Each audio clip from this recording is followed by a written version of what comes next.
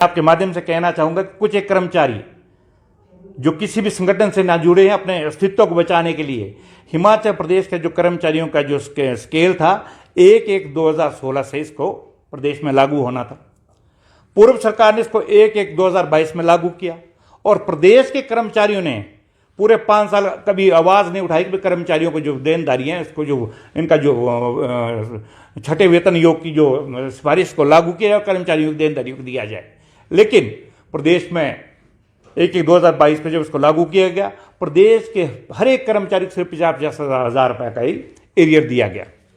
और उसके बाद माननीय मुख्यमंत्री ने जैसे सत्ता परिवर्तन प्रदेश में हुआ, माननीय मुख्यमंत्री के समक्ष हमने सारे कर्मचारियों के मुद्दे रखे।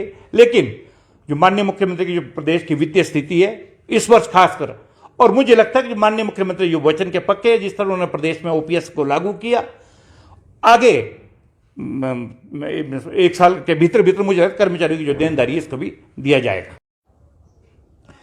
नमस्कार, टीन्ज भारत देखने आप में हूँ रमेश सिंगटा। अराजपत्रित कर्मचारी महासंघ सुर्खियों में बना हुआ है। मुख्यमंत्री ने खुद महासंघ के त्रिलोक ठाकुर की अगुवाई वाले संगठन को बातचीत के लिए बुलाया। कई मुद्दों पर बातचीत हुई है क्योंकि आजकल संशय बहुत बना हुआ है। 2 डायरेक्टरेट, नए डायरेक्टरेट अस्तित्व में आए। हालांकि पहले भी 2 ही शिक्षा निदेशालय थे, अब शिक्षा निदेशालय स्कूल और शिक्षा निदेशालय उच्च होंगे। इनके स्थानांतरण को लेकर जिस तरह की बातें कही जा रही थी, उसमें क्या बातचीत इनकी हुई, हमारे साथ इसी मुद्दे पर हम बातचीत करेंगे त्रिलोक ठाकुर साहब से। ठाकुर साहब, आपकी बातचीत हुई है, आपको मुख्यमंत्री ने बातचीत के लिए बुलाया। क्या समझा जाए, क्या जल्द ही मान्यता मिलने वाली है और जेसीसी की बैठक जल्द होने वाली है? डॉक्टर सिंगटा जी, सबसे पहले तो आपके व्यूवर्स को नमस्कार करना चाहूँगा। आपका बहुत बहुत धन्यवाद। माननीय मुख्यमंत्री महोदय से हमारी मुलाकात, जो बैठक हुई शनिवार रात्रि को 7 बजे के आसपास हुई। राजपत्रित कर्मचारी महासंघ के पास जो कर्मचारियों की समस्या आ रही है, मांग पत्र मुझे सौंपे जा रहे हैं, उसके बारे में माननीय मुख्यमंत्री महोदय से चर्चा हुई। और जो विशेष रूप से जो शिक्षा विभाग में निदेशालय का जो पुनर्गठन किया गया, प्रारंभिक शिक्षा निदेशालय का पुनर्गठित करके डायरेक्टरेट ऑफ स्कूल एजुकेशन बनाया गया और डायरेक्टरेट ऑफ हायर एजुकेशन जो कॉलेजेस और यूनिवर्सिटी को देखरेख करेगा।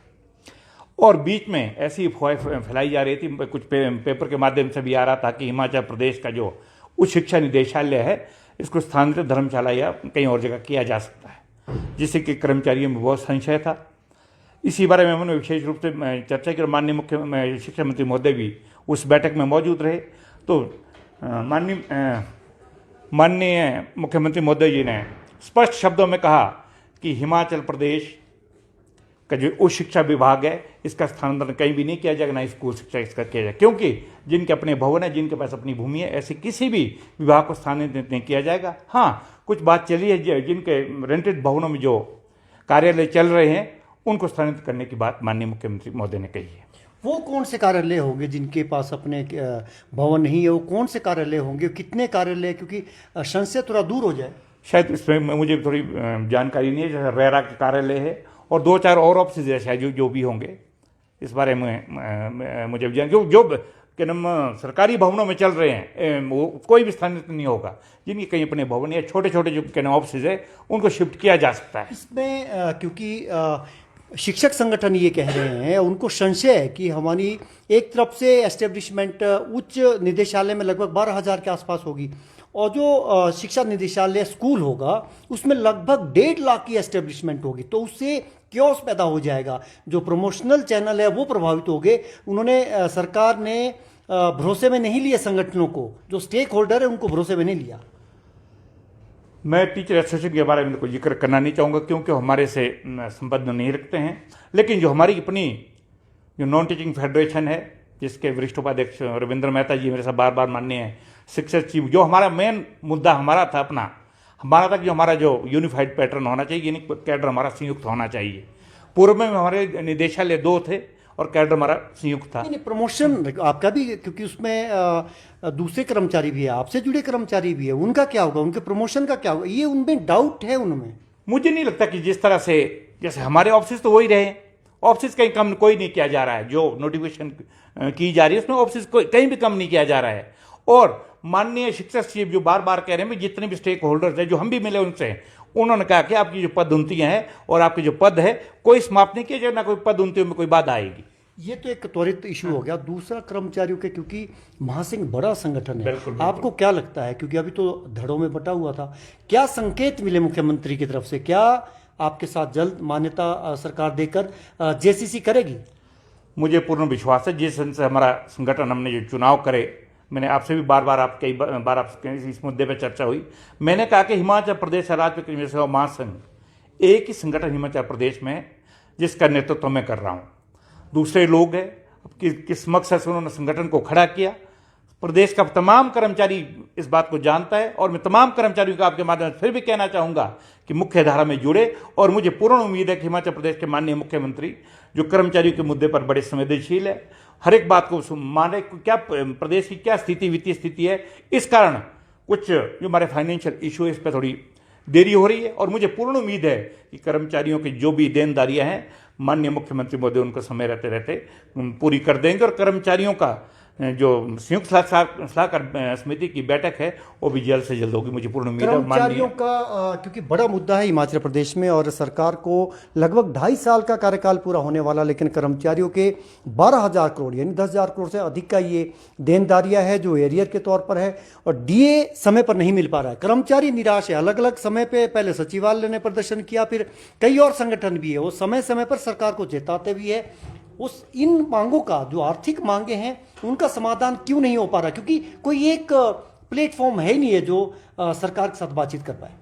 नहीं, ऐसा तो नहीं डॉक्टर साहब। हम बार बार माननीय मुख्यमंत्री को हर एक जो कर्मचारी ज्वलंत मुद्दे हैं, चाहे वो वित्तीय संबंधित है चाहे दूसरे मुद्दे हैं, उस पर चर्चा की जा रही है।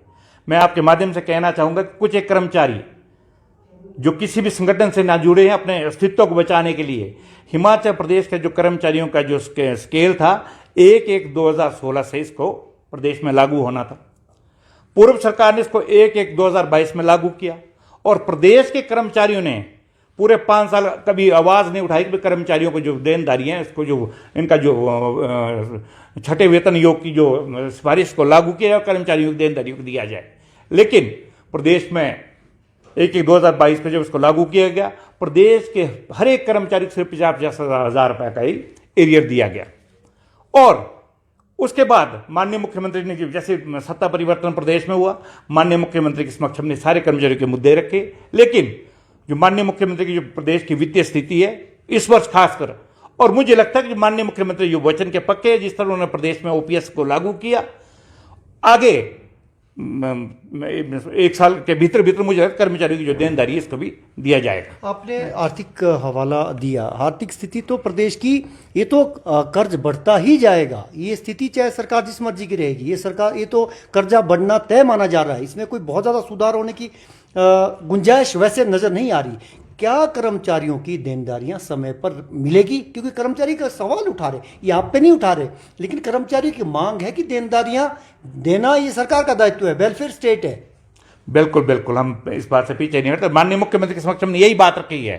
परसों लगभग कोई शनिवार की रात को जो हमारी बैठक हुई है, आधा पौना घंटे माननीय मुख्यमंत्री महोदय से बैठक हुई और वित्तीय मामलों पर चर्चा की गई है।